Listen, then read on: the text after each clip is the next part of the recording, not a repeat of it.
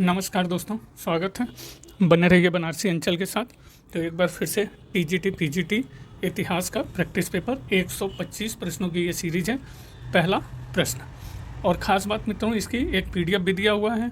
उस पीडीएफ में आप देख लीजिए और फिर आपको अनुमान भी लगाने का मौका मिलेगा। पहला प्रश्न,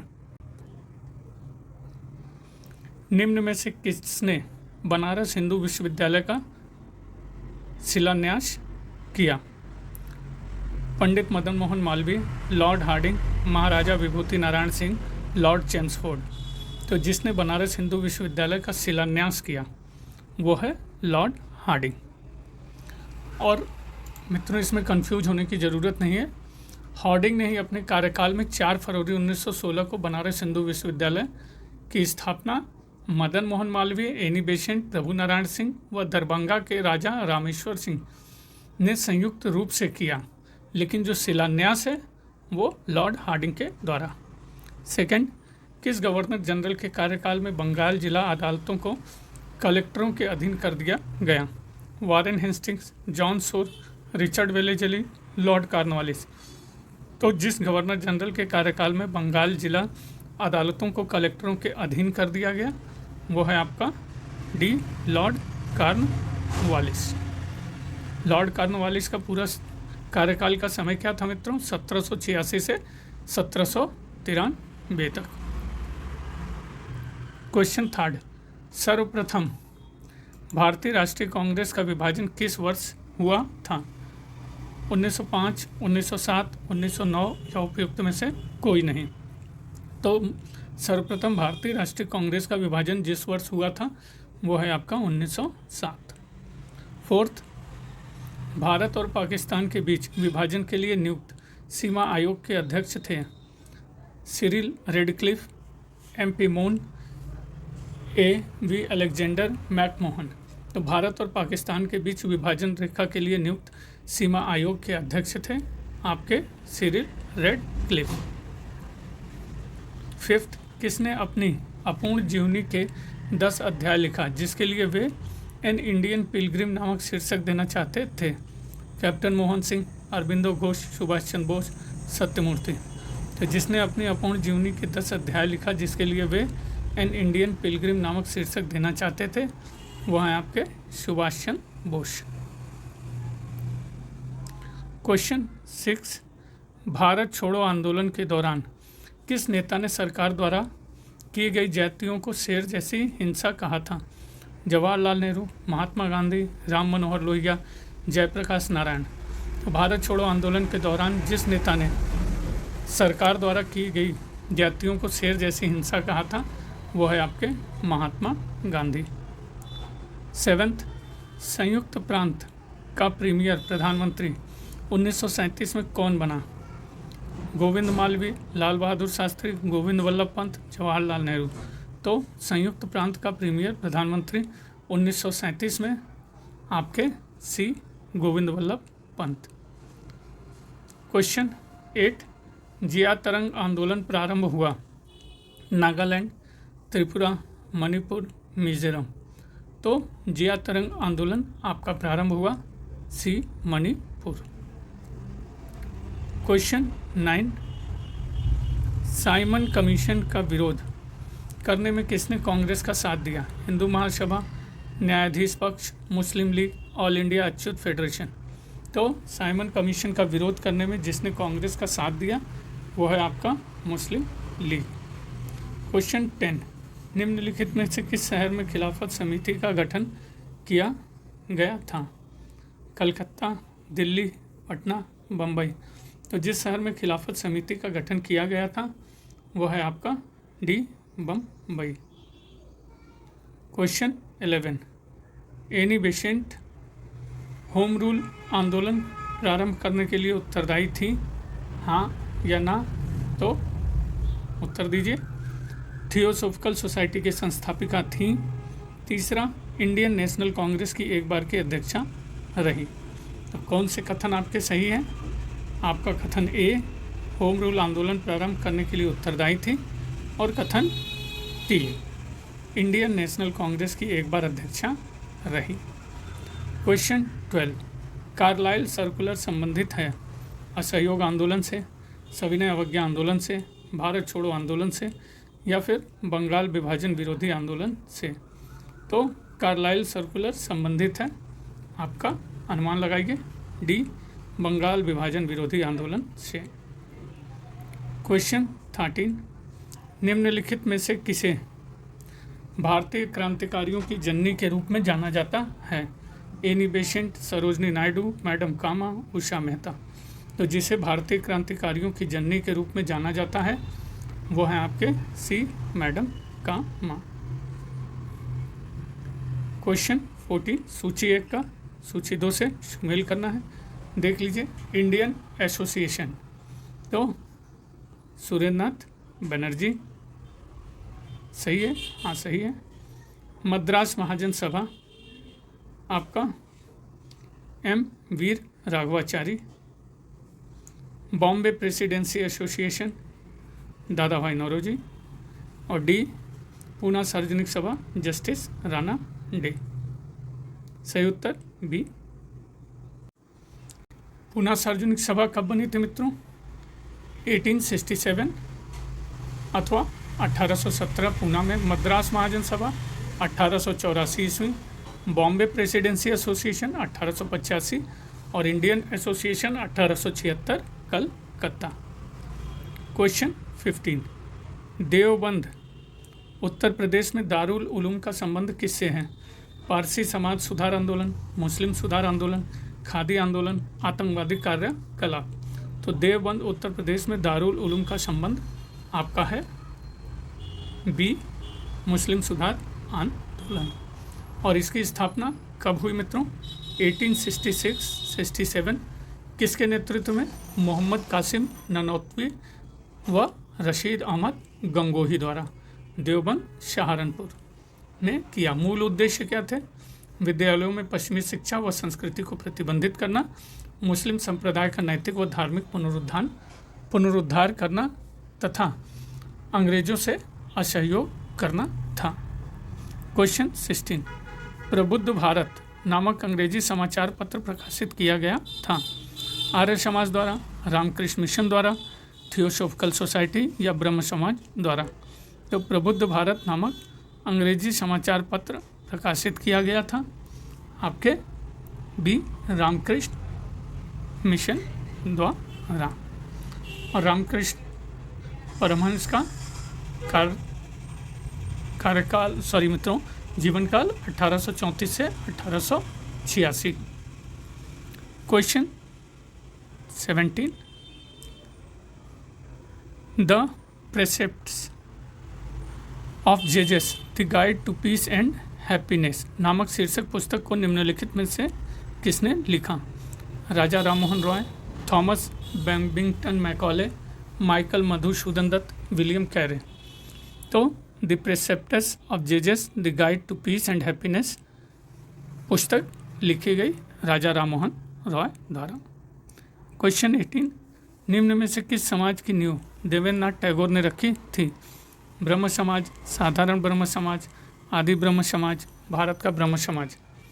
तो जिस समाज की नींव देवेंद्रनाथ टैगोर ने रखी थी वो है आपके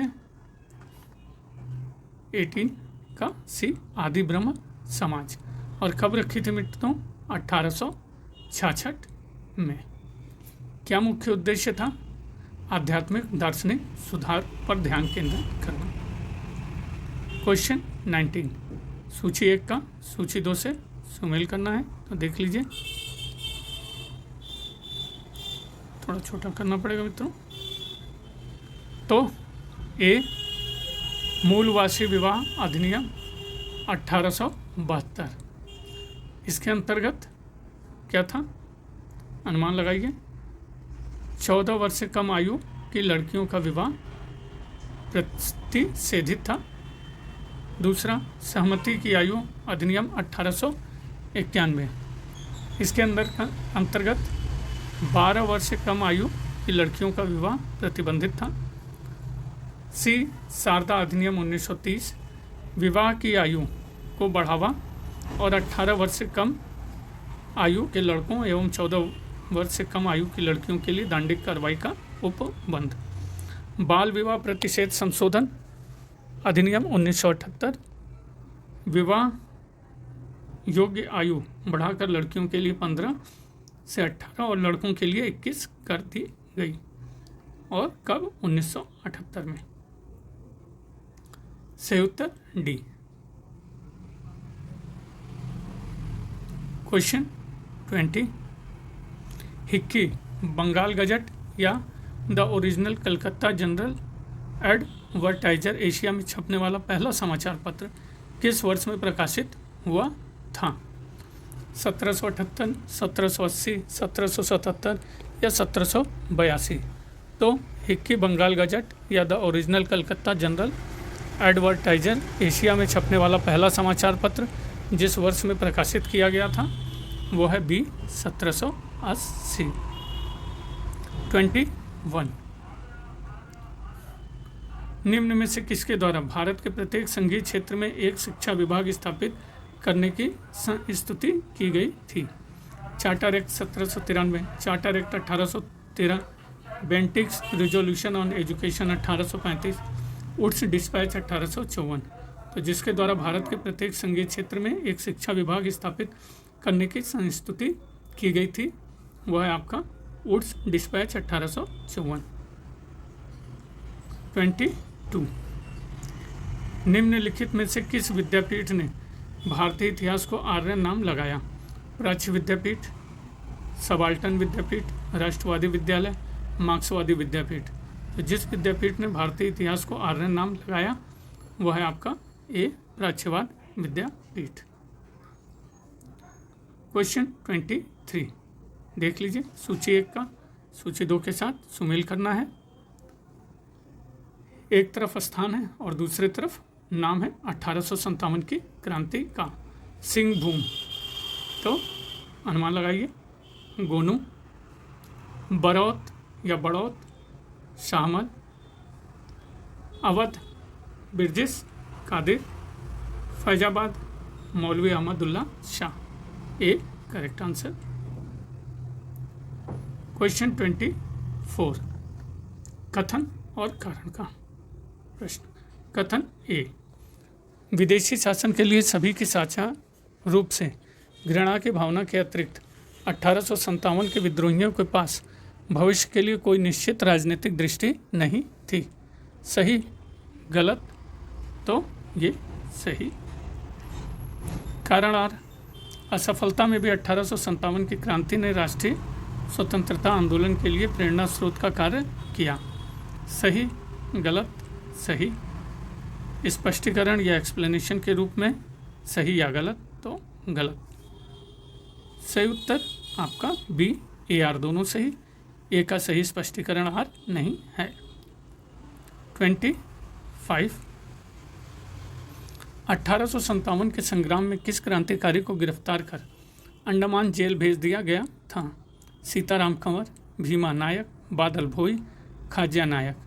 तो 1857 के संग्राम में जिस क्रांतिकारी को गिरफ्तार कर अंडमान जेल भेज दिया गया था वह है आपका भीमा नायक।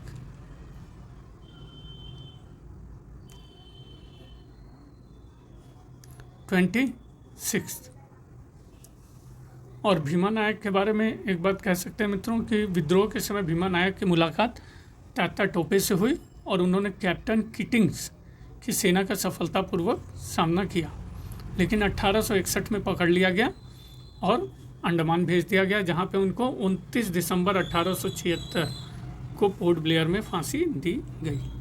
26, बिहार के चंपारण में नील मजदूरों की समस्या की जांच के लिए गांधी जी को चंपारण जाने के लिए किसने राजी किया? ब्रिज किशोर, राजकुमार शुक्ल, राजेंद्र प्रसाद, आचार्य जे.बी. कृपलानी? तो बिहार में चंपारण के नील मजदूरों की समस्या की जांच के लिए गांधी जी को चंपारण जाने के लिए जिसने राजी किया वो है राजकुमार शुक्ल। क्या कारण था वहाँ पे मित्रों? जमीन के 3/20वें हिस्से में नील खेती करना अनिवार्य था, जिसे तिनकटिया पद्धति कहा जाता था। और कांग्रेस के लखनऊ अधिवेशन जो 1916 में हुआ, प्रतिनिधि थे राजकुमार शुक्ल, उन्होंने चंपारण आने का आग्रह किया। 27 देख लीजिए, सुमेल करना है विद्रोह और वर्ष। पहला अहोम। अहोम मित्रों कौन सा है? वर्ष देख लीजिए 1855 56, अनुमान लगाइए। अहोम, एक मिनट, हाँ, अहोम विद्रोह 1800 आपका 28, कोल विद्रोह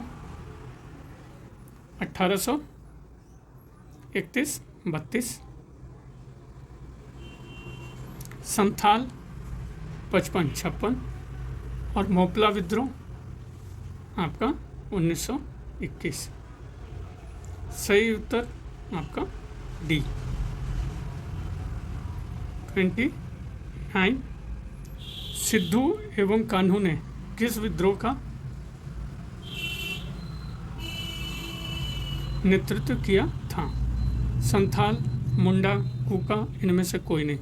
तो सिद्धू एवं कान्हू ने जिस आंदोलन का नेतृत्व किया था वह है आपका संथाल। कहाँ पे मित्रों? बिहार और बंगाल में। कब? 1855 56 में।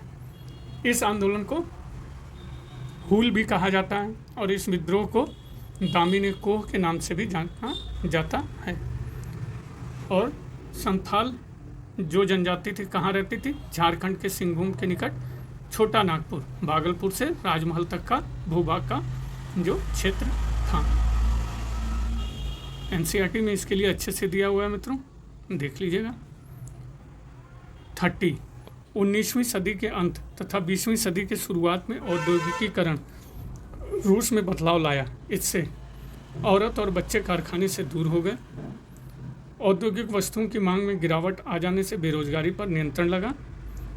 आवास और सफाई के कामों में आसानी हुई क्योंकि शहर तेजी से बस रहे थे।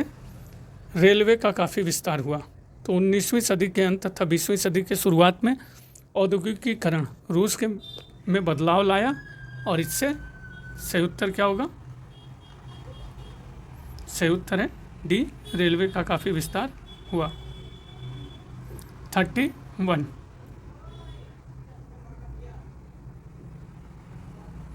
एक 29 क्वेश्चन छूट गया मित्रों। भारत में टिस्को की स्थापना किस वर्ष हुई थी?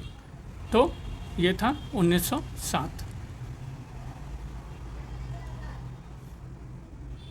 और कभी कभी प्रश्न इसमें ये भी पूछ लेता है मित्रों कि टिस्को की स्थापना तो 1907 में हुई, लेकिन उत्पादन कब शुरू हुआ पिग आयरन का उत्पादन? तो वो 1911 में हुआ मित्रों, तो भूलना नहीं है, याद रखना है। क्वेश्चन 31 भारतीय कृषि के व्यवसायीकरण ने ब्रिटिश पूंजीपति वर्ग को ही लाभान्वित किया, लेकिन भारतीय कृषक वर्ग को नहीं। यह किसने लिखा? Rajani Palme Dutt, sir Henry Cotton, Hemchand Rai Chaudhuri, उपयुक्त में से कोई नहीं। तो भारतीय कृषि के व्यवसायीकरण ने ब्रिटिश पूंजीपति वर्ग को ही लाभान्वित किया, लेकिन भारतीय कृषि वर्ग को नहीं। यह लिखा गया आपके रजनी पामदत्त के द्वारा। 30 निम्नलिखित में से किसको उत्तरी भारत में भूमि बंदोबस्त के जनक के रूप में जाना जाता है? Lord Cornwallis, Thomas Munro, Holt Mackenzie, Martins Bird. तो जिसको उत्तरी भारत में भूमि बंदोबस्त के जनक के रूप में जाना जाता है वो है डी, मार्टिन्स बर्ड। 33 डिकार्डियन विचारों से आप क्या समझते हैं? इसने सुझाव दिया गया है कि भूस्वामी को केवल एक निश्चित समय पर प्रचलित औसत लगान पर ही दावा करना चाहिए। इसमें सुझाव दिया गया है कि भूस्वामी को केवल एक निश्चित समय पर प्रचलित अधिकतम लगान का दावा करना चाहिए। इसमें सुझाव दिया गया है कि भूस्वामी को अपने लाभ का एक हिस्सा क्षेत्र के किसानों के साथ साझा करना चाहिए, या फिर उपयुक्त में से कोई नहीं। तो डिकार्डियन विचारों में आपका है सही उत्तर ए। इसमें सुझाव दिया गया है कि भूस्वामी को केवल एक निश्चित समय पर प्रचलित औसत लगान पर ही दावा करना चाहिए।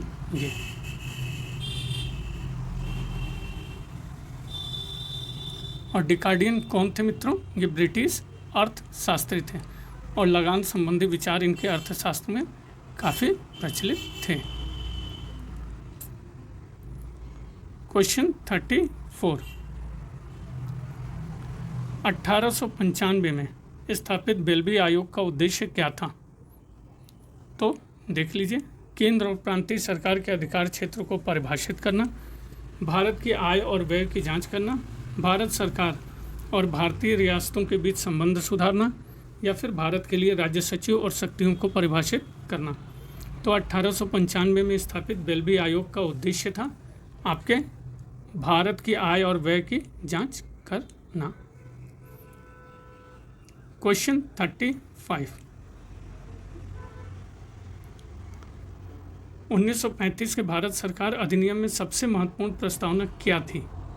तो प्रांतीय स्वायत्तता, संघ अवधारणा, स्वशासन, स्वतंत्र उपनिवेश राज्य, डोमिनियन स्टेटस। तो 1935 के भारत सरकार अधिनियम में सबसे महत्वपूर्ण प्रस्तावना थी आपकी प्रांतीय स्वायत्तता। और इसकी रूपरेखा कब रखी गई? 1933 में श्वेत पत्र के माध्यम से रूपरेखा रखी गई। 36, किस वर्ष के अधिनियम में ने राज्य सचिव के कार्यकाल का सृजन किया? 1873, 1863, 1858 या 1859? तो जिस वर्ष के अधिनियम ने राज्य सचिव के कार्यकाल का सृजन किया वो है 1858। 37, किस अधिनियम ने 4 सदस्यों की एक कार्यकारी परिषद बनाई? Regulating act 1773, regulating act 1781, regulating act 1794, Pitt's India act. तो जिस अधिनियम ने 4 सदस्यों की एक कार्यकारी परिषद बनाई वो है आपका रेगुलेटिंग एक्ट 1773। 38, निम्नलिखित में से किसके बीच 1802 में बेसिन की संधि पर हस्ताक्षर किए गए? बड़ौदा के गायकवाड़ और Marquis of Wellesley, Malhar Rao Holkar, Mount Stuart Elphinstone, Peshwa Bajirao द्वितीय और मार्क्विस ऑफ वेलेजली, सतारा के राजा प्रताप सिंह और माउंट स्टुअर्ट एल्फिंस्टोन। तो जिसके बीच 1802 में बेसिन की संधि पर हस्ताक्षर किए गए वो है सी, पेशवा बाजीराव द्वितीय और मार्क्विस ऑफ वेलेजली। 39, निम्नलिखित में से किस युद्ध में टीपू सुल्तान को हार व मृत्यु का सामना करना पड़ा? प्रथम कर्नाटक युद्ध, प्रथम एंग्लो मैसूर युद्ध, चौथा एंग्लो मैसूर युद्ध, तीसरा एंग्लो मैसूर युद्ध। तो जिस युद्ध में टीपू सुल्तान को हार व मृत्यु का सामना करना पड़ा वो है आपका सी, चौथा एंग्लो मैसूर युद्ध। 40, बक्सर के युद्ध ने कार्य को पूरा किया? असाये के युद्ध का, प्लासी के युद्ध का, अरगावों के युद्ध का या उपयुक्त में से कोई नहीं? तो बक्सर के युद्ध ने कार्य पूरा किया प्लासी के युद्ध का। और बक्सर का युद्ध कब कब हुआ था मित्रों? 22 अक्टूबर 1764 अंग्रेज और मीर कासिम के मध्य में। 41, निम्नलिखित में से किस रियासत के लिए लॉर्ड डलहौजी ने कहा था कि ये चेरी फल एक दिन हमारे ही मुंह में आकर गिरेगा? झांसी, नागपुर, संबलपुर, अवध। तो जिस रियासत के लिए लॉर्ड डलहौजी ने कहा था ये चेरी का फल एक दिन हमारे ही मुंह में आकर गिरेगा वो है आपका अवध।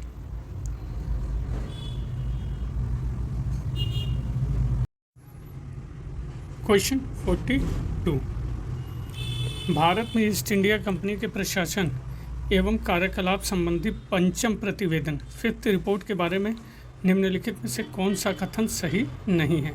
तो मित्रों फिर से बता दे रहा हूँ, इस तरह के क्वेश्चन के लिए आपको एनसीईआरटी पढ़ना पड़ेगा क्योंकि ये एनसीईआरटी का ही क्वेश्चन है। ए, इसे ब्रिटिश संसद में वर्ष 1815 में प्रस्तुत किया गया था।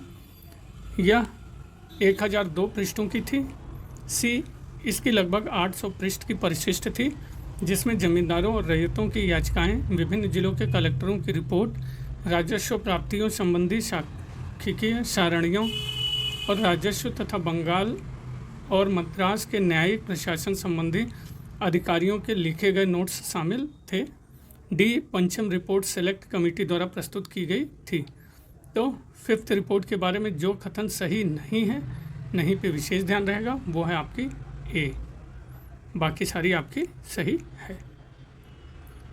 क्वेश्चन 43, भारत में कारखाना स्थापित करने की अनुमति जहांगीर से किसने प्राप्त की?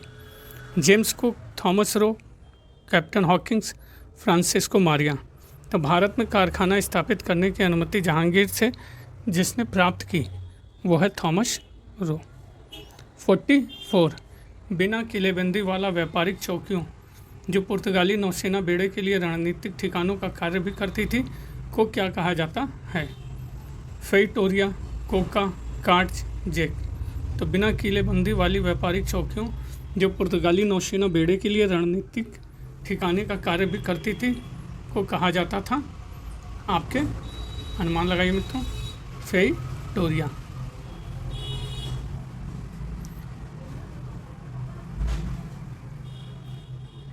45, किस मुगल शासक ने विजय सिंह को आमेर का शासक घोषित किया और आमेर का नाम मोमिनाबाद रखा?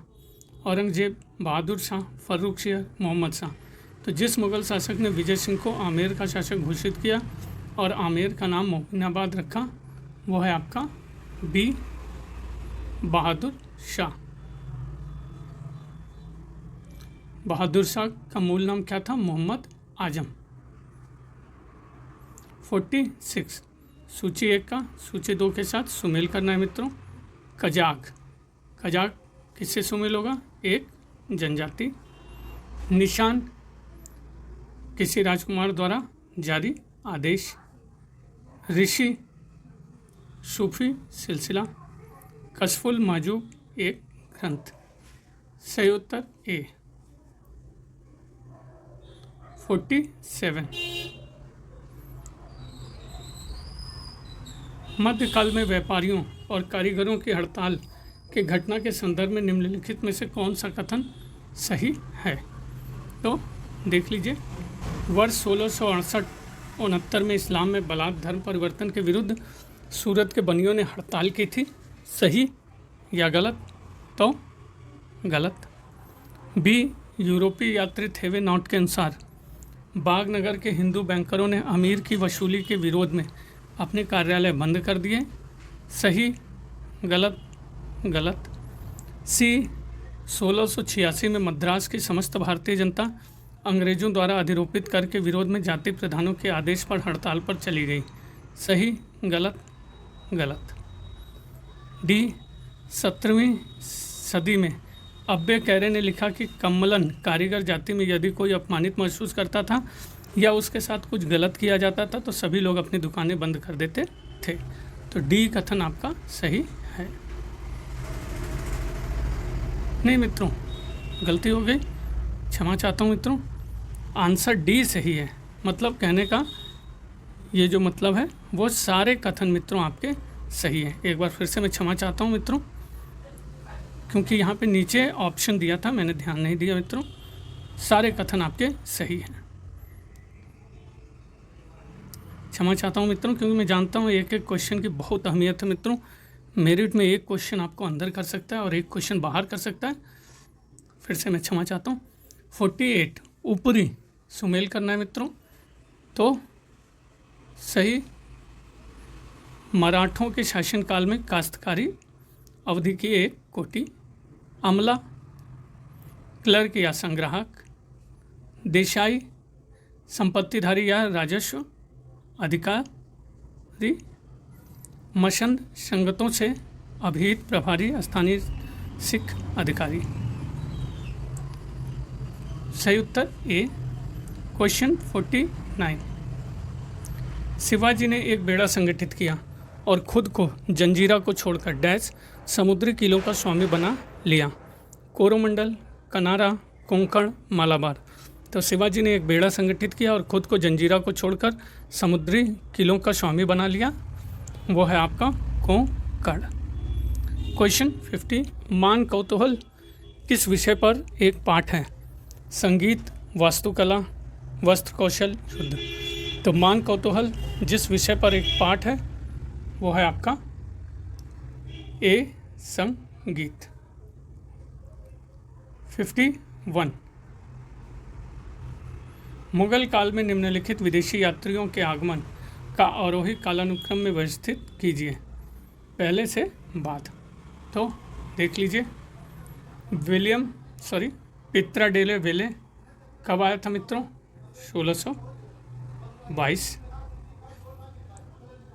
पीटर मुंडी 1630। विलियम हॉकिंग्स ये आपके आए थे 1608। और जैन बैप्टिस्ट ट्रेवेनियर 1638। तो अब देख लीजिए सही उत्तर क्या होगा आपका सी। 52 वहदत उल वजूद की अवधारणा जिसे अकबर का समर्थन था का अभिप्राय था ईश्वर की एकता, जाति व्यवस्था का उन्मूलन, काफिरों के विरुद्ध युद्ध, इस्लाम की शुद्धता। तो वहदत उल वजूद की अवधारणा जिसे अकबर का समर्थन का अभिप्राय था इस्लाम की शुद्धता। अभिकथन और तर्क का कथन मित्रों, तो देख लीजिए। अभिकथन, मुगल कालीन वास्तुकला शाहजहां के शासनकाल में अपने उत्कर्ष पर पहुंची थी। सही है? तो हाँ सही है। तर्ककार, दिल्ली की जामा मस्जिद तथा लाहौर का शालीमार बाग और दिल्ली का लाल किला शाहजहां के शासनकाल में बनवाया गया था। सही? तो सही। एक्सप्लेनेशन या व्याख्या के रूप में सही या गलत? तो सही। सही उत्तर ए। 54 चित्रकला के डैश स्कूल ने पश्चिमी भारत के विषय वस्तुओं और परंपराओं को मुगल शैलियों के साथ सम्मिलित किया। पहाड़ी, मुगल, राजस्थान, कांगड़ा। तो चित्रकला के आपके राजस्थान स्कूल ने पश्चिमी भारत के विषय वस्तुओं और परंपराओं को मुगल शैलियों के साथ सम्मिलित किया। 55 एक तकनीक थी जिसमें हल्के रंगों और सोने के हल्के से रंगे हुए महीन और नाजुक रेखा चित्र शामिल थे, जो शाहजहां के शासनकाल के दौरान प्रचलित थी। अब्द उस शमद, शिहाई कलम, दास्तान हमीर रमजा, तूती नामा। तो यह तकनीक थी मित्रों शियाही कलम। 56 सुमेल करना है, तो देख लीजिए। अनुमान लगाइए। इतिमाद उद दौला का मकबरा। तो मुगलों द्वारा सफ़ेद संगमरमर का सर्वप्रथम प्रयोग। हुमायूं का मकबरा, ताजमहल का अग्रदूत, अकबर का मकबरा, इसके निर्माण में बौद्ध विहार का प्रभाव, औरंगजेब का मकबरा, औरंगाबाद। 57 गंज शुआई शब्द निम्नलिखित में से किससे संबंधित है? बाजार, तोप, जहाज, प्रशासनिक पद। तो गंज शुआई शब्द आपका संबंधित है जहाज। 58 मीरात ए अहमदी ग्रंथ के अनुसार हुंडी के लिए फ़ारसी शब्द क्या थे? शुफ्ता, चालानी, महमूद, शराफी। तो मीरात ए अहमदी ग्रंथ के अनुसार हुंडी के लिए फ़ारसी शब्द आपके शुफ्ता। 59 यह अक्सर स्वीकार किया गया है कि दहसाला पद्धति किसके द्वारा तैयार की गई थी? तो मुजफ्फर खां द्वारा, बीरबल द्वारा, टोडरमल या उपयुक्त में से कोई नहीं। तो दहसाला पद्धति आपके तैयार की गई थी टोडरमल द्वारा। क्वेश्चन 60 कथन और कारण का प्रश्न है मित्रों, तो देख लीजिए। कथन ए यहाँ पे है मित्रों और ये बी है, आर है, सॉरी ये आर है, दिया नहीं हुआ है, मिसप्रिंट हुआ है, कोई बात नहीं। पहला, प्रत्येक जागीरदार प्राथमिक रूप से मनसबदार था, परंतु प्रत्येक मनसबदार जागीरदार नहीं था। सही, गलत? तो सही। आर, कुछ मनसबदारों के नगद अदायगी की जाती थी जागीरों द्वारा।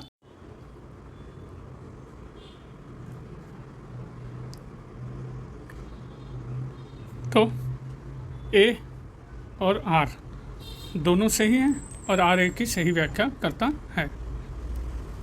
क्वेश्चन 61 देख लीजिए। सम्राटों के अधिकार में गिरावट के साथ बड़े प्रांतों के राज्यपालों, सूबेदारों और बड़े जमींदारों ने उपमहाद्वीप के विभिन्न हिस्सों में अपने अधिकार को समेकित किया। मौर्य, मुगल, गुप्त, गजनी। तो सही उत्तर है मुगल सम्राट के अधिकार में गिरावट के साथ बड़े प्रांतों के राज्यपालों, सूबेदारों और बड़े जमींदारों ने उपमहाद्वीप के विभिन्न हिस्सों में अपने अधिकार को समेकित किया। 62 मुगल बादशाह शाहजहां द्वारा निम्नलिखित में से किस गायक को गुण समुद्र की उपाधि मिली थी? विलास खां, लाल खां, खुशहाल खां, हयात खां। तो मुगल बादशाह शाहजहां द्वारा जिस गायक को गुण समुद्र की उपाधि मिली थी वो है लाल खां। 63 जहांगीर के शासनकाल की घटनाओं को काल क्रमानुसार व्यवस्थित करना है। तो देख लीजिए। मेवाड़ की संधि, कंधार की पराजय एवं हाथ से निकलना, कांगड़ा की विजय। तो मेवाड़ की संधि समय 1615, कांगड़ा की विजय 1620 और कंधार की पराजय हाथ से निकलना 1622। तो सही उत्तर मित्रों ए। क्वेश्चन 64 सुमेल करना है। तो देख लीजिए। राजस्व संबंधी शब्दावली है और उसके अर्थ। पहला वर्ड पट्टा। तो पट्टा सही उत्तर क्या होगा मित्रों? एक बार ये ऑप्शन भी देख लीजिए। पट्टा तो गांव अथवा व्यक्ति विशेष पर भू राजस्व की मांग निर्धारण संबंधी प्रपत्र। कबूलियत कबूल कर लेना, स्वीकारता पत्र। तख्शीश राजस्व आकलन, तहसील फसल संग्रह। सही उत्तर बी। क्वेश्चन 65 निम्न में से किस युद्ध में महाराणा सांगा ने बाबर की सेना को 16 फरवरी 1527 को परास्त किया था? खानवा, बयाना, बसवा, खंडार। तो जिस युद्ध में महाराणा सांगा ने बाबर की सेना को 16 फरवरी 1527 को परास्त किया था वो है आपका बयाना। 66 देख लीजिए। सूची 1 को सूची 2 के साथ सुमेल करना है। पहला ढाल धनुष। तो मिफ्ताउल फुजुल ये उपकरण है और इसका संदर्भ मिलता है आपका मुफ्ताउल फुजुल में। ढाल का यंत्र चक्र, इसका संदर्भ कहाँ मिलता है? भविष्य पुराण। सी भांडमाला के साथ रहट का पहिया, सीरते फिरोज शाही। डी रेत घड़ी, राउजतोज सफ़ा। तो सही उत्तर बी। 67 अपनी प्रतिष्ठा के पतन को वर्णित करती निम्नलिखित पंक्तियाँ किसने लिखी? आरंभ में ईश्वर ने मुझे सम्मानित किया और मेरे जीवन के अंत में मुझे अपमानित कर दिया। ईसामी, मुल्ला अहमद टत्तावी, अमीर खुसरो, बर्नी। तो अपनी प्रतिष्ठा के पतन को वर्णित करने वाली ये पंक्तियाँ, आरंभ में ईश्वर ने मुझे सम्मानित किया और मेरे जीवन के अंत में मुझे अपमानित कर दिया, आपकी बर्नी। बर्नी का जन्म कब हुआ था मित्रों?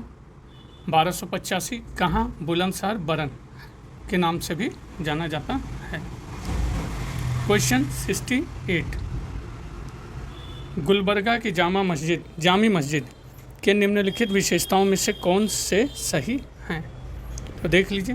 पहला ए भारतीय और ईरानी तत्व परस्पर ऐसे गुथे हुए हैं कि उन्हें अलग अलग नहीं किया जा सकता। तो सही है, सही है। बी संपूर्ण रचना विशालकाय स्तंभयुक्त छतदार भवन है। सही, तो सही। सी इसमें खुला प्रांगण है। तो ये सही है मित्रों? नहीं, ये गलत है।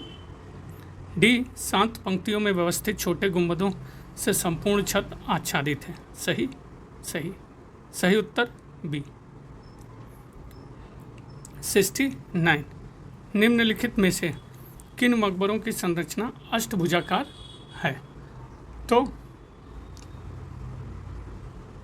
बलबन का मकबरा, सुल्तानगढ़ी का मकबरा, गयासुद्दीन तुगलक का मकबरा, खाने जहान मकबूल का मकबरा। तो सही उत्तर है आपका बी 2 और 4। सुल्तानगढ़ी का मकबरा अष्टभुजाकार है, किसने बनाया? इल्तुतमिश। बलबन का मकबरा बलबन, और गयासुद्दीन तुगलक का मकबरा मित्रों पंचभुजी है, गयासुद्दीन तुगलक ने बनवाया। जहांपनाह नगर मोहम्मद बिन तुगलक, और खाने जहान मकबूल का मकबरा भी अष्टभुजाकार है, फिरोज शाह तुगलक द्वारा बनवाया गया। क्वेश्चन 70 निम्नलिखित में से कौन सही सुमेलित नहीं है? देख लीजिए। इमारत निर्माणकर्ता लाल महल बलबन, सही सही। दरबार महल होशंग शाह, सही सही। जहाज महल गयासुद्दीन खिलजी, सही सही। लाल दरवाज़ा मस्जिद महमूद शाह, सही। तो ये आपका गलत है मित्रों। जौनपुर के सरकी वंश के शासक हुसैन शाह के समय लाल दरवाज़ा का निर्माण हुआ था। 71 निम्नलिखित में से कौन सा युग्म असंगत है? तो भू अनुदानों की समाप्ति अलाउद्दीन खिलजी, संगत है? हाँ संगत है। समावर्तन फसल मोहम्मद बिन तुगलक, संगत संगत। वार्षिक राजस्व का अनुमान गयासुद्दीन तुगलक, संगत। तो मित्रों ये असंगत है, गयासुद्दीन तुगलक की जगह फिरोज शाह तुगलक। डी ऋण पंजिकाओं को रद्द करना, फिरोज शाह तुगलक, संगत है। क्वेश्चन 72 सुमेल करना है, देख लीजिए। इक्ता ए तमलीक, तो सही होगा, क्या होगा? वंशीय इक्ता। मजलिस ए खलवत, राजा और उच्च अधिकारियों के बीच गुप्त बैठक। महसूल प्रांत की कुल आय। इक्ता ए इस्तिगाल, लघुकालिक फौजदारी, डी। 73 दिल्ली सल्तनत काल में मंजनिक नामक चीज़ क्या थी? तो फसल काटने की मशीन, सिंचाई कैनाल, मशीनी तोप या मस्केट। तो दिल्ली सल्तनत काल में मंजनिक नामक चीज़ आपकी थी मशीनी तोप। 74 रामानुज द्वारा ब्रह्मसूत्र पर लिखी गई टीका का नाम क्या है? वेदांत संग्रह, श्री भाष्य, ब्रह्मसूत्र भाष्य, वेदांत दीप। तो रामानुज द्वारा ब्रह्मसूत्र पर लिखी गई टीका का नाम था आपका श्री भाष्य। 75 निम्नलिखित सिख गुरुओं को कालक्रमानुसार व्यवस्थित करना है, तो देख लीजिए क्या होगा। सही उत्तर सिख गुरुओं का सही कालानुक्रम तो वैसे है, याद रखिएगा। अंगद, अमर, राम, अर्जुन, ये 4 प्रथम है। अंगद, अमरदास, रामदास, अर्जुन। गोविंद राय, किशन बहादुर, तो हरगोविंद, हर राय, हर किशन, तेग बहादुर, और अंतिम में गोविंद सिंह। तो सही उत्तर आपका सी है मित्रों, याद रखिएगा। और नाम बिल्कुल आसान है मित्रों याद करना। आप 4 नाम याद रखिए। अंगद, अमर, राम, अर्जुन। अंगद, अमर, राम, अर्जुन।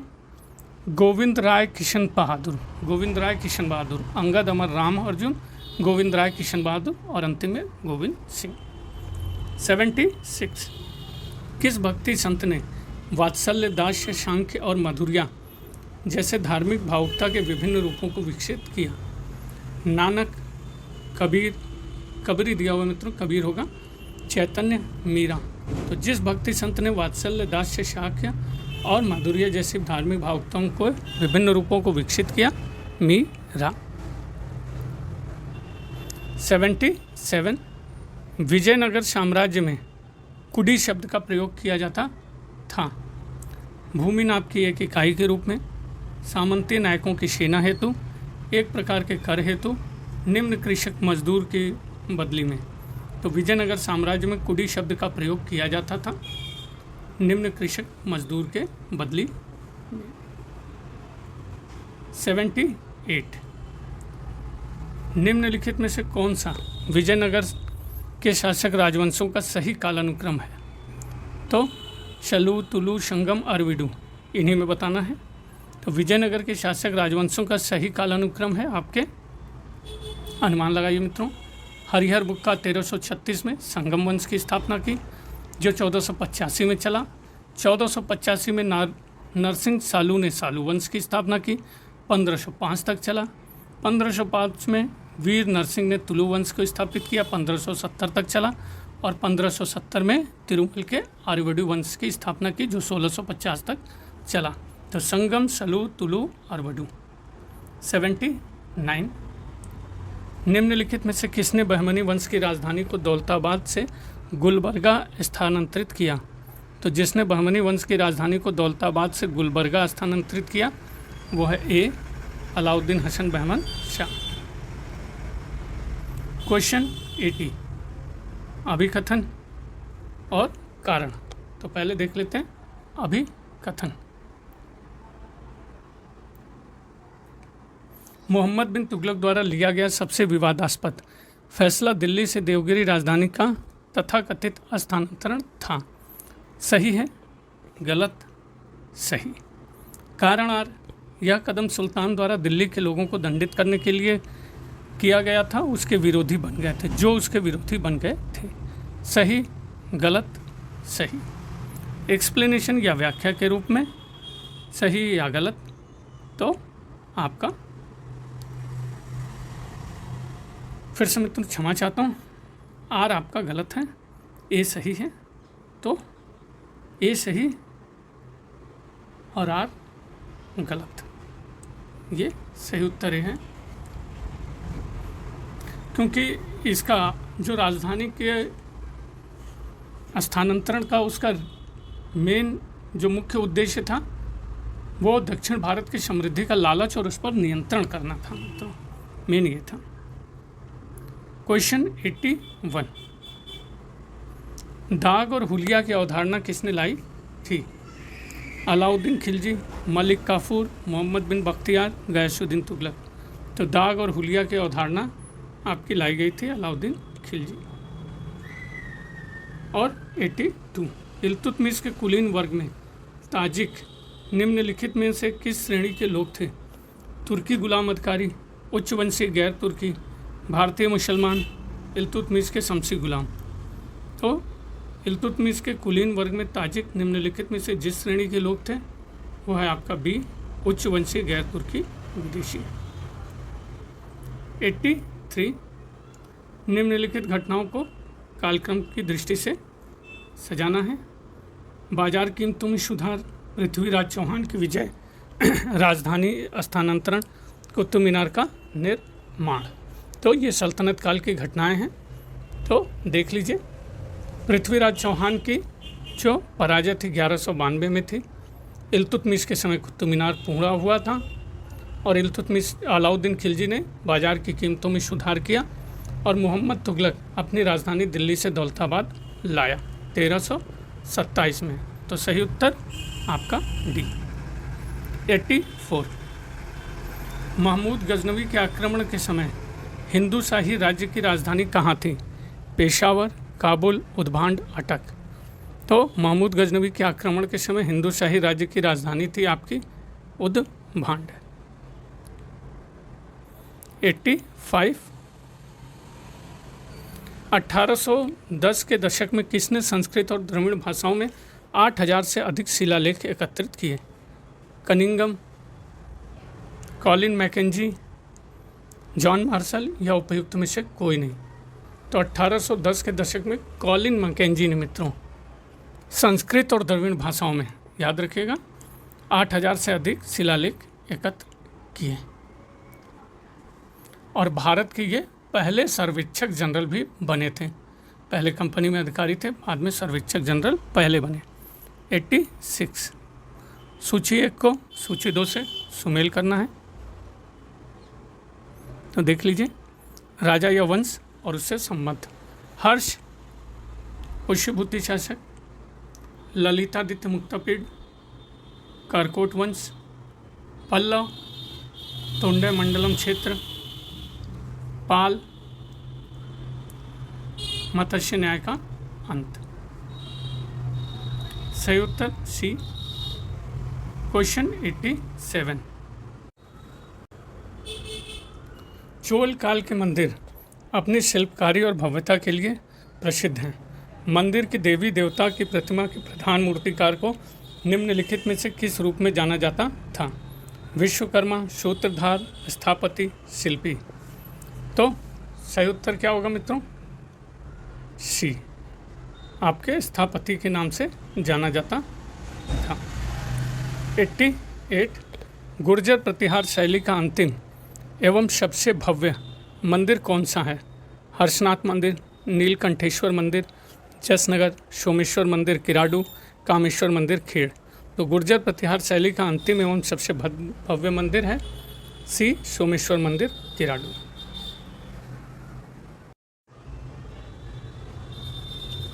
चोल काल के मंदिर अपनी शिल्पकारी और भव्यता के लिए प्रसिद्ध हैं। मंदिर के देवी देवता की प्रतिमा के प्रधान मूर्तिकार को निम्नलिखित में से किस रूप में जाना जाता था? विश्वकर्मा, सूत्रधार, स्थापति, शिल्पी। तो चोल काल में प्रधान मूर्तिकार को जिस रूप में जाना जाता था वह है आपका स्थापति। 88।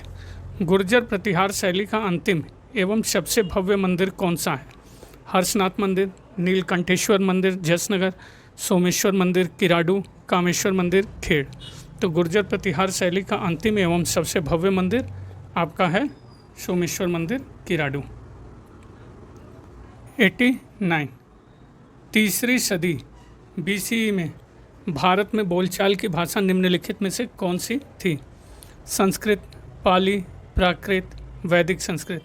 तो तीसरी सदी BCE में भारत में बोलचाल की भाषा आपके थी प्राकृत।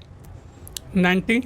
निम्नलिखित में से कौन सा नाटक उज्जैन में राजा पालक के शासनकाल के दौरान स्थापित किया गया है? श्री आदिकाल, महाभारत, रघुवंशम, मृच्छकटिका। तो जो नाटक उज्जैन में राजा पालक के शासनकाल के दौरान स्थापित किया गया है वो है आपका डी, मृच्छकटिका। 91। निम्नलिखित में से किस चौहान शासक ने गुजरात के सोमनाथ मंदिर जाने वाले तीर्थयात्रियों के लिए निःशुल्क भोजन की व्यवस्था की थी?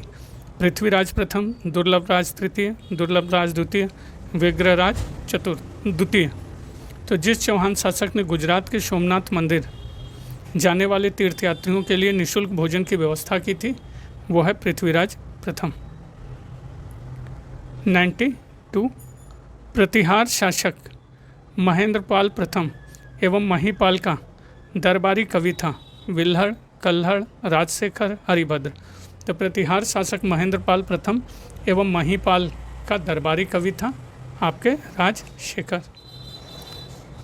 कथन 1 और कथन 2 यहाँ पे दिए हुए हैं, देख लीजिए कौन सा सही है कौन सा गलत। कथन ए, तो तंजावुर का बृहदेश्वर मंदिर ग्रेनाइट पत्थर से निर्मित है, सही या गलत?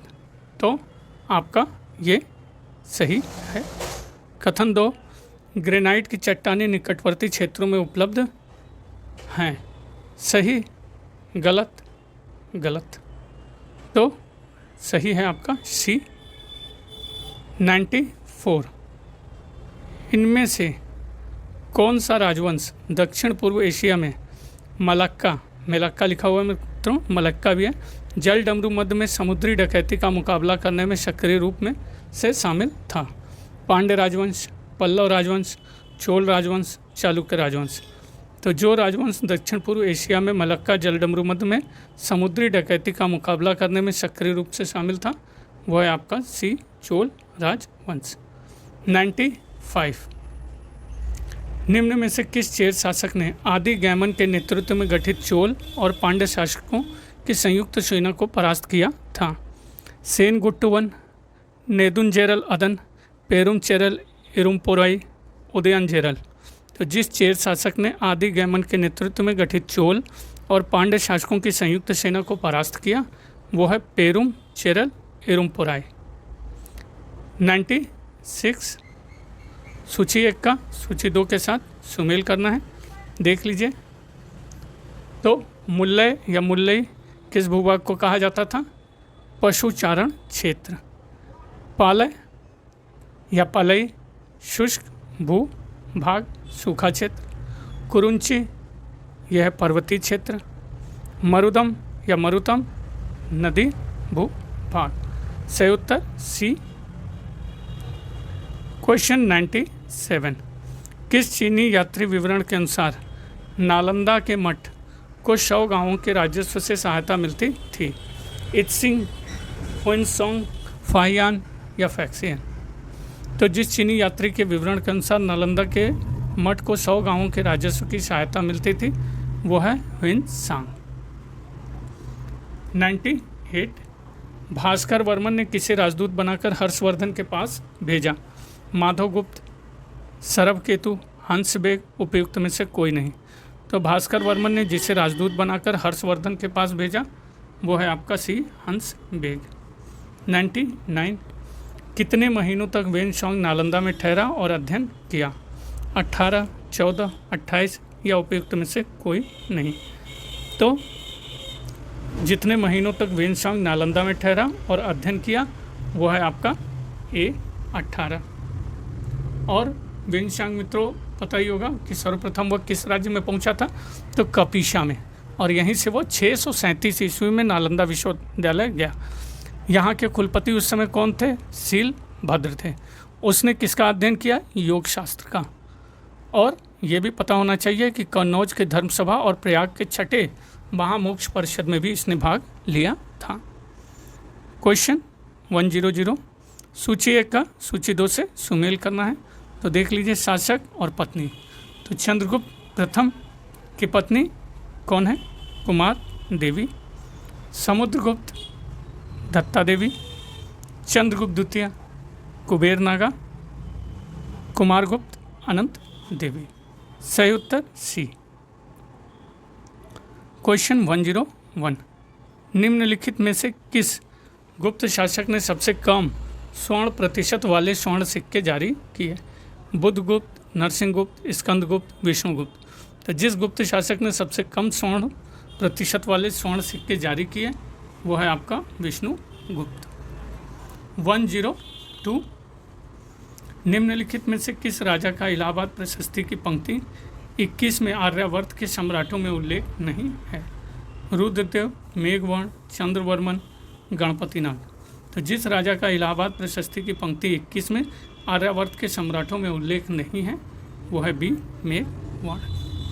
103 निम्नलिखित में से किससे गुप्तों ने पतलून पहनना सीखा? ये एक बार टीजीटी में आ चुका है मित्रों। कुषाण, मौर्य, शुंग, शक? तो जिससे गुप्तों ने पतलून पहनना सीखा वो है आपका कुषाण।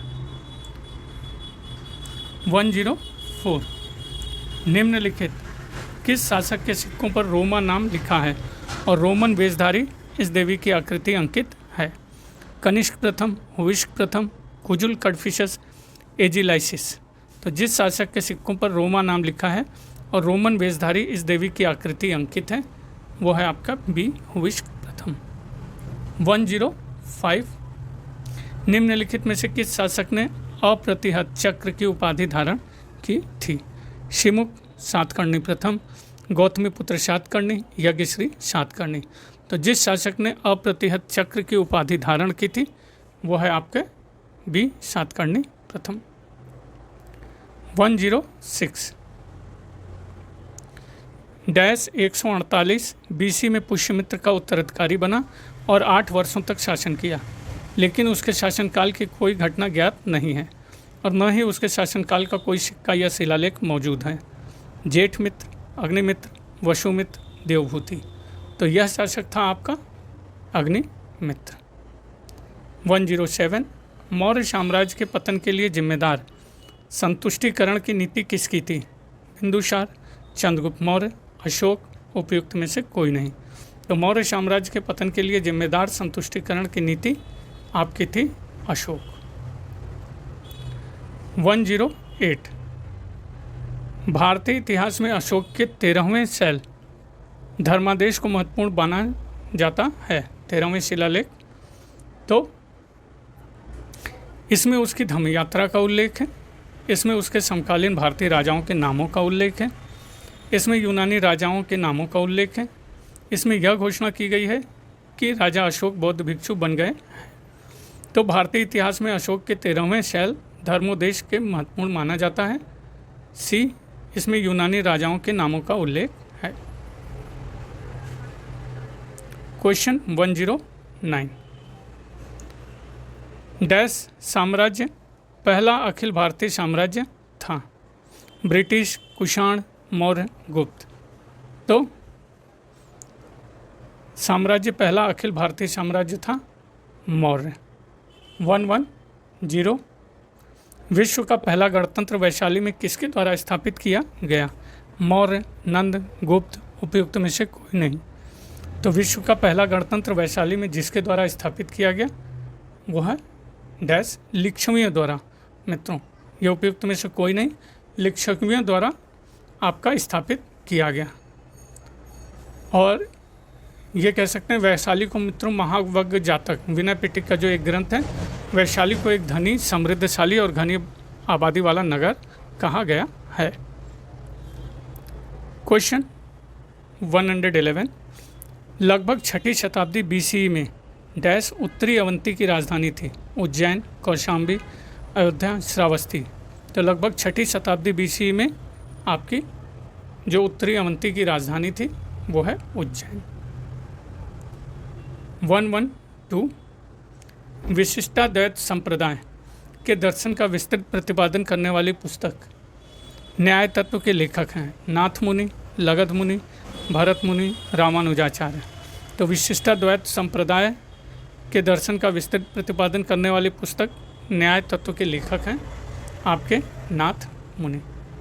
113, बुद्ध के जीवन में महत्व के निम्नलिखित स्थानों को काल क्रमानुसार में व्यवस्थित करना है। तो कुशीनगर, लुम्बिनी, सारनाथ, बोधगया। तो अपना अनुमान लगाइए मित्रों, कुशीनगर, लुम्बिनी, सारनाथ, बोधगया। तो सबसे पहले लुम्बिनी, बोधगया, सारनाथ, कुशीनगर। तो ये सही है, सी करेक्ट आंसर। लुम्बिनी रुमनदेव जन्म स्थान, बोधगया ज्ञान प्राप्त, सारनाथ प्रथम उपदेश, कुशीनगर महापरिनिर्वाण।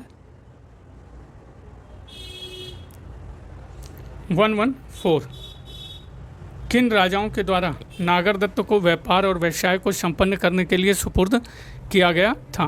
पुष्यभूति वंश, चोल वंश, मौर्य वंश। तो जिन राजाओं के द्वारा नागरदत्त को व्यापार और व्यवसाय को संपन्न करने के लिए सुपुर्द किया गया था वो है आपके उपयुक्त में से कोई नहीं।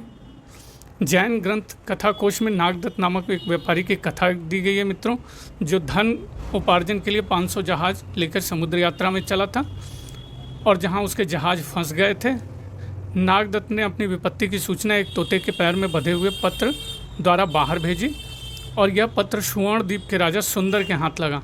उसने नागरदत्त के संकट को उद्धार किया। 115, बुद्ध ने अपना सर्वाधिक वर्षावास निम्नलिखित में से किस स्थान पर व्यतीत किया था? वैशाली, श्रावस्ती, वाराणसी, कपिलवस्तु।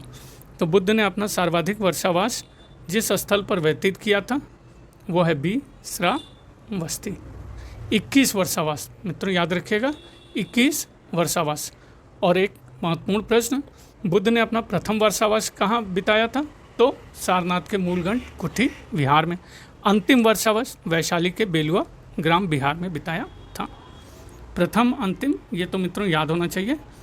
116, निम्नलिखित में से कौन से वैदिक देवता का उल्लेख बोगज कोई अभिलेख में मिलता है?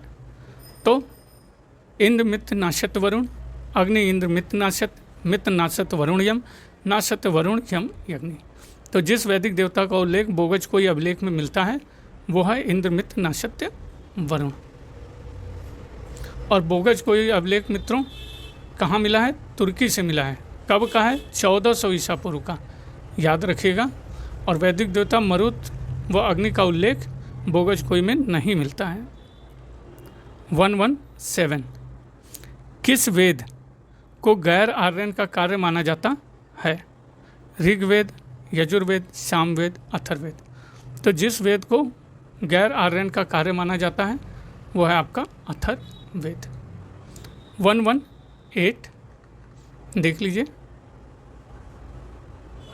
हड़प्पा सभ्यता जिसे एक अस्पष्ट लिपि वाली साक्षर संस्कृति के रूप में वर्णित किया गया है को में शामिल किया गया। पूर्व इतिहास, प्रो इतिहास, आद्य इतिहास, पुरापाषाण इतिहास। तो हड़प्पा सभ्यता जिसे एक अस्पष्ट लिपि वाली साक्षर संस्कृति के रूप में वर्णित किया गया है को शामिल किया गया आपके आद्य इतिहास। 119 सिंधु घाटी स्थल हुलास भारत के किस राज्य में स्थित है? राजस्थान, हरियाणा, गुजरात, उपयुक्त में से कोई नहीं।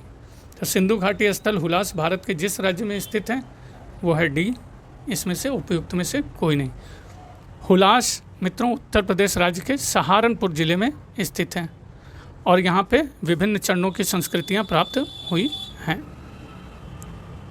120 हड़प्पा सभ्यता के निम्नलिखित में से किस स्थल के चित्रित मृदभांड में एक वृक्ष पर मछली और नीचे लोमड़ी जैसे पशु को चित्रित किया गया जो पंचतंत्र में वर्णित चतुर लोमड़ी कथा को प्रतिबंधित करता है? धौलावीरा, देशवाल, राखीगढ़ी, लोथल। तो वह स्थल या वह मृतभांड जो पंचतंत्र में वर्णित चतुर लोमड़ी कथा को प्रतिबिंबित करता है वह है आपका लोथल। क्वेश्चन 121 मेसोपोटामिया के निवासी सिंधु प्रदेश को किस नाम से जानते थे? सिंध, दिलमुन, हिंदू, मेलुहा। तो मेसोपोटामिया के निवासी सिंधु प्रदेश को जिस नाम से जानते थे वो है आपका में से मेसोपोटामिया, में से मेलुहा। 122 मध्य पाषाणकालीन पुरास्थल पुतली करार मध्य प्रदेश के किस जिले में स्थित है? रायसेन, सतना, बालाघाट, शिवपुरी। तो मध्य पाषाणकालीन पुरास्थल पुतली करार मध्य प्रदेश के जिस जिले में स्थित है वह है ए, रायसेन। 123 पुरातात्विक सामग्री इतिहास की सर्वश्रेष्ठ कसौटी है, यह कथन किसका है? John Marshall, Vincent Smith, DR. Bhandarkar, Rahul Sankrityayan. तो पुरातात्विक सामग्री इतिहास की सर्वश्रेष्ठ कसौटी है, यह कथन है आपका राहुल सांकृत्यायन का। 124 प्राग ऐतिहासिक युग में मानव कहाँ रहता था? मचान पर, कंदरा में, झोपड़ी या इन सभी में? तो प्राग ऐतिहासिक युग में मानव आपका रहता था इन सभी में। और इस सीरीज का मित्रों अंतिम प्रश्न 125वां मध्यकालीन भारत में सुल्तान की शक्ति का मुख्य आधार क्या था? उलेमा, उमरा, लगान वसूलने वाला, सेना। तो मध्यकालीन भारत में सुल्तान की शक्ति का मुख्य आधार आपके था सेना। तो मित्रों एक खास बात जो इस सीरीज़ के साथ चल रही है, लक्ष्य सीरीज़ के साथ, कि इसमें मैंने एक लिंक दिया हुआ है जो PDF का है। सबसे पहले आप ये भी कर सकते हो, उस PDF को सॉल्व कर सकते हैं और उसका उत्तर यहाँ से ले सकते हैं, या आप वीडियो देख के PDF को सॉल्व करिए और देखिए आपके स्मृति में कितना आया है। बने रहने के लिए बनारसी अंचल के साथ बहुत बहुत धन्यवाद। एक ही रिक्वेस्ट, प्लीज़ सब्सक्राइब करिए। बहुत बहुत धन्यवाद।